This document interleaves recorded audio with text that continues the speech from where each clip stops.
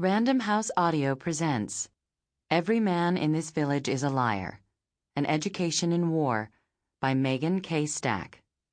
This is Dana Green. There is nothing farther away from Washington than the entire world. Arthur Miller. Prologue.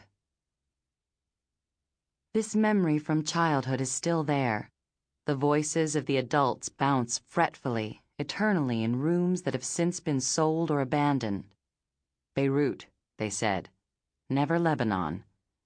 John was in Beirut. All meaning fit into those words. His barracks had been blown up, but he had survived. John the drinker, the smoker, apprentice in three-card Monte and hanger out with New York street cons. His face cut by light, arms angled in salt air.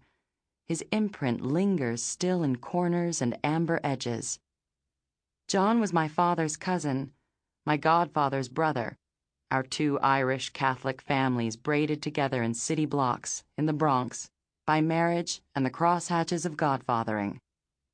He was adrift between the generations of our family, too old to be a cousin and too young to be an uncle, but still unmistakably one of us, with us in churches and cramped living rooms and summers on the beach. In my earliest memories, I waddle in his retreating shadow, arms in the air and begging, "Johnny, uppy!"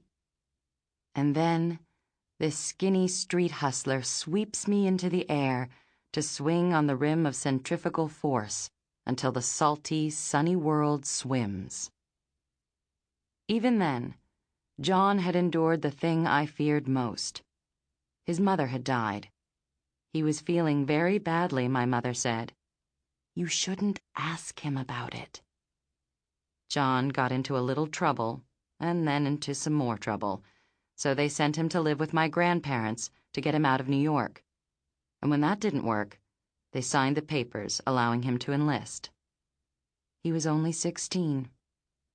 The Marines sent him to Beirut. Hezbollah bombed the bunkers. "Thank God he's all right," the adults said. Nobody talked about Hezbollah then, not in our house. Hezbollah didn't mean anything. It was a featureless enemy in a war that was real only insofar as it touched our household. A bomb explodes and everything goes wrong. John lived, but he wasn't all right. 305 people died around him. A few years later, he shot himself in the head. It was just before Thanksgiving. He was a father. He was young. We drove to New York for the funeral. They printed prayer cards and sewed his head back together for the open coffin. People stood around and whispered. It didn't look as bad as you might think, but it didn't look good either. For a long time, that was everything I knew, not just about Beirut, but about war. That it was dark and dangerous, that you could survive and not survive, both at the same time.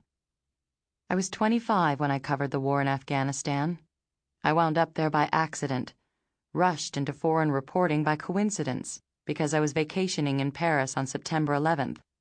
Before that, I was a national correspondent in Houston, so I was a reporter who didn't really know how to write about combat, covering America from outside its borders as it crashed zealously into war and occupation.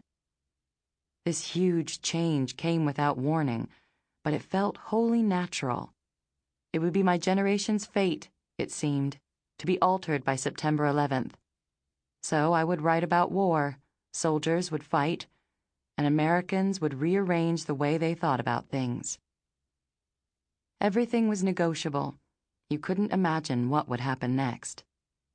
I got excited and felt that I was living through important times and went rushing in. And years later, I came away older, different, with damage that couldn't be anticipated beforehand and can't be counted after. That's the way it goes, the way people get older and empires begin to slip. And now the fear is that it didn't mean anything. Isn't that what we all suspect about the war on terror? the long war, the war that hasn't ended. The stories repeat themselves, the same headlines, the same geography, the same mortality. We are losing interest, and we fear it means nothing. September 11th stands out now like a depot, the last train station before a vast, unknown prairie, where the engine of events groaned and roared and hauled America back into the wilderness. It was the beginning of lost days, of disastrous reaction, of fumbling around in the world. We had already tamed our own hostile landscapes.